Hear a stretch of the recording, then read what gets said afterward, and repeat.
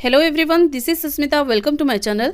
आज के इस वीडियो में हम बहुत ही इम्पोर्टेंट टॉपिक डिस्कस करेंगे। ये वीडियो स्टैंडर्ड 6 से लेकर स्टैंडर्ड 10 तक सारे बच्चों के लिए है, क्योंकि ये वीडियो आपके चेंज्ड इंग्लिश एग्जाम पैटर्न के लिए है। यस, आप सब सही सुन रहे हो, आपके इंग्लिश एग्जाम का पैटर्न चेंज हो चुका है।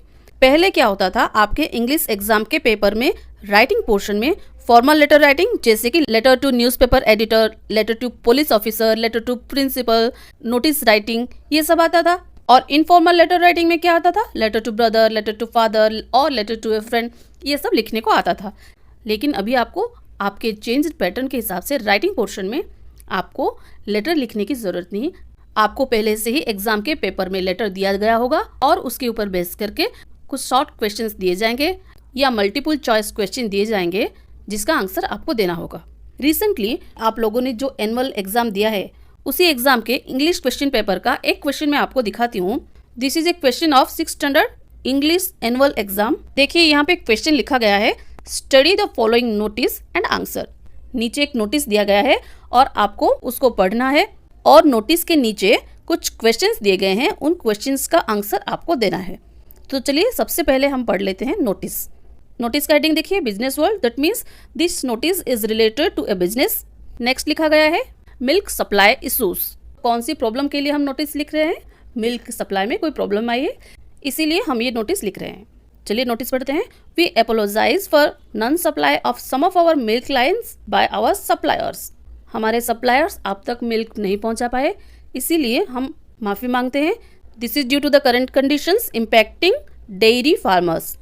हम अब तक मिल्क क्यों नहीं सप्लाई कर पा रहे हैं? क्योंकि डेयरी फार्मर्स जो हैं, उनका जो करंट कंडीशन है वो इतना ठीक नहीं है।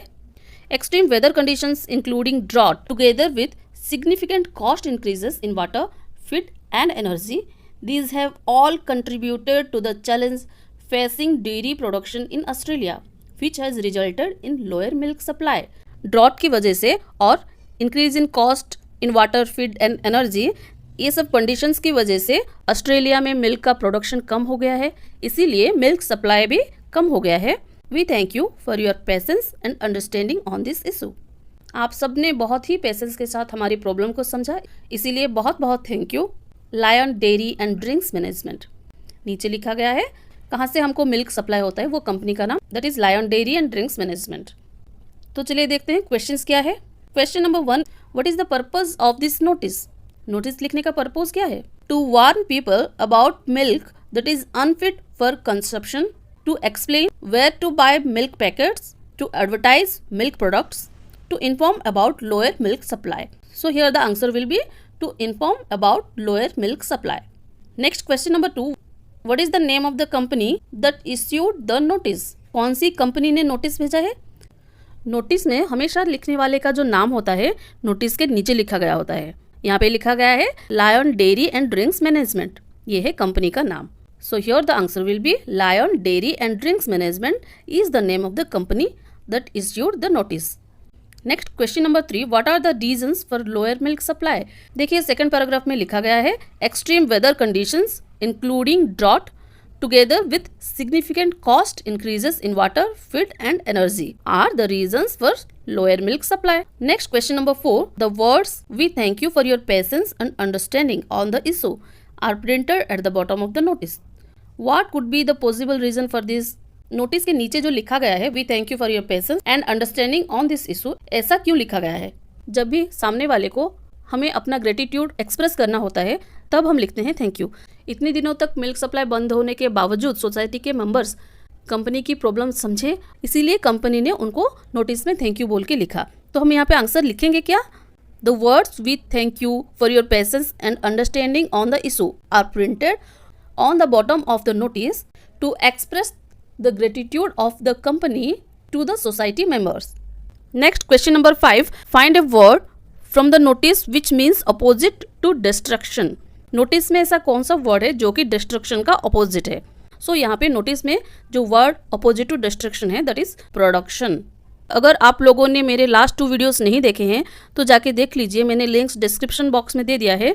मेरा पहला वीडियो था ए लेटर टू प्रिंसिपल, आप सबके चेंज पैटर्न के हिसाब से ये लेटर पहले से ही आपके एग्जाम में लिख दिया जाएगा। अगर आपने वीडियो नहीं देखा है तो एक बार जाके देख लीजिए, तो आपको सब कुछ समझ में आ जाएगा। This is a letter from a student to principal for 3 days of leave to attend his brother's marriage. तो आप ये लेटर अच्छे से पढ़ लेना और फिर क्या क्या क्वेश्चन एग्जाम में आ सकते हैं इस लेटर को बेस करके, चलिए मैं आपको दिखा देती हूँ। Question number 1, what is the purpose of writing the application letter. Application letter लिखने का पर्पोज क्या है। कोई भी फॉर्मल लेटर हो उसका पर्पोज हमेशा सब्जेक्ट के पोर्शन पर लिखा होता है। तो यहाँ पे देखिए सब्जेक्ट में क्या लिखा गया है, application for 3 days of leave. So this is the purpose of the letter. So here we will write the purpose of writing the application letter is for 3 days of leave. Next question number 2, who has written the application? Application किसने लिखा है। Formal letter में हमेशा applicant का नाम letter के सबसे नीचे के पोर्शन में होता है। लेटर के सबसे नीचे में देखिए लिखा गया है योर्स ओबीडियंटली सचिन तांबे, मतलब अप्लीकेंट का नाम है सचिन तांबे। तो who has written the application, Sachin Tambe. Option A Sachin Tambe is the correct answer. Next question number 3, where is the subject written. Subject कहाँ पे लिखा गया है। Option A below salutation, option B below the date. देखिए सब्जेक्ट जो है डेट के नीचे लिखा गया है, डेट के नीचे एक लाइन छोड़ देना है, फिर आपको लिखना है subject. Always subject is written below the date. So हम यहाँ पे आंसर क्या लिखेंगे, where is the subject written, subject is written below the date. Option B below the date, this will be the correct answer. Next चलिए देखते हैं some short questions और some optional questions based on your informal letter. ये informal letter आपको लिखना नहीं है, पहले से एग्जाम पेपर में लिखा गया होगा। ये लेटर तो मैंने पहले से वीडियो में डिस्क्राइब कर दिया है, तो आप जाके लास्ट वीडियो देख लीजिए और लेटर को अच्छे से समझ लीजिए। नेक्स्ट चलिए चलते हैं इसके ऊपर बेस्ड कुछ शॉर्ट क्वेश्चंस की तरफ। So answer the following questions. Question number 1, what is the date of writing the letter. कौन से डेट में लेटर लिखा गया था। जब कभी भी हम इनफॉर्मल लेटर लिखते हैं तब सबसे पहले लिखते हैं sender's address. Sender's address 3 line में फिनिश करके एक लाइन छोड़ देते हैं, फिर लिखते हैं हम लेटर लिखने का डेट। देखिए यहाँ पे लिखा गया है date 26 February 2023। So this is the date when the letter is written. सीधा हम यहाँ पे आंसर लिख देंगे, the date of writing the letter is 26 February 2023। Remember, don't change the format of the date, you have to write in this format only. So next question is, what is the purpose of writing the letter? Letter लिखने का purpose क्या है। Informal letter में हमको letter लिखने का जो purpose है, सब्जेक्ट जो है हमको मिलेगा सैल्यूटेशन के नीचे बॉडी ऑफ द लेटर में। तो इनफॉर्मल लेटर में हम क्या करते हैं, बॉडी ऑफ द लेटर को 3 पार्ट्स में डिवाइड करते हैं।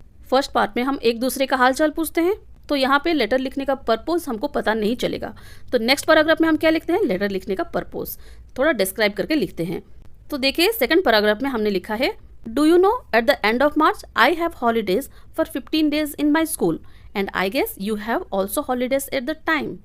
Since last year we have not met each other, so I would like to invite you to spend this vacation with me here in Mumbai. This vacation will be the best chance for us to spend time with each other.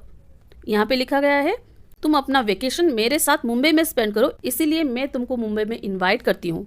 मतलब letter लिखने का main purpose ये है कि आप अपने friend को vacation के लिए इनवाइट कर रहे हैं, राइट। सो हम सीधा क्वेश्चन का आंसर लिख देंगे, the purpose of writing the letter is to invite my friend to Mumbai during vacations. Next question number 3 is, what is the salutation used in the letter. Letter में कौन सा सैल्यूटेशन यूज किया गया है, चलिए देखते हैं। देखिए यहाँ पे लिखा गया है dear Pranjal, this is the salutation. यहाँ पे कौन सा सैल्यूटेशन यूज किया गया है, dear Pranjal. So simply we will write here the answer, the salutation used in the letter is dear Pranjal. Next choose the correct option. Question number 1, who has written the letter. Letter किसने लिखा है, प्रांजल, प्रियांशी। सो हमेशा informal letter में जो letter लिखते हैं, his और her address should be written at the top of the letter, but we should not write his or her name in the address. Then where should we write the name of the sender? We should write the name of the sender at the bottom of the letter. See here it is written, yours affectionately Priyanshi. So here sender is Priyanshi. So here the correct option B, Priyanshi. Next question number 2, where the sender's address is written. Sender's address कहाँ पे लिखा जाता है, जैसे कि अभी मैंने बताया सेंडर्स एड्रेस हमेशा टॉप पे लिखा जाता है। So option A, top left corner, this should be the correct option. So students, I hope आपके इंग्लिश एग्जाम के पैटर्न में जो चेंज आया है आप उसको अच्छे से समझ गए होंगे। कोई डाउट हो तो कमेंट सेक्शन में पूछ लीजिए। वीडियो अगर पसंद आए तो लाइक, शेयर एंड सब्सक्राइब कर दीजिए। Thank you.